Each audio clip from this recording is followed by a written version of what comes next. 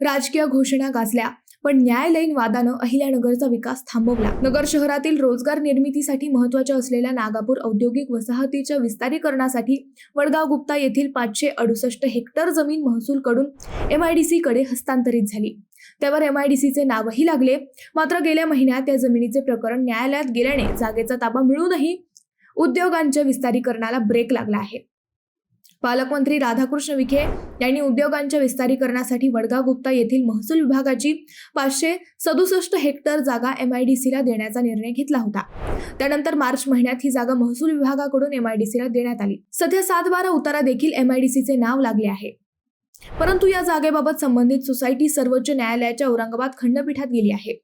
न्यायालयाने ही जागा जैसे थे ठेवण्याचे आदेश दिल्याने पुढची विस्तारीकरणाची प्रक्रिया लांबणीवर पडली आहे. मंडळी, उद्योगांना आकर्षित करण्यासाठी राजकीय पातळीवर घोषणा केल्या जात असल्या तरी प्रत्यक्षात न्यायालयीन वादामुळे औद्योगिक विकासाची गाडी पुन्हा रेंगाळली आहे.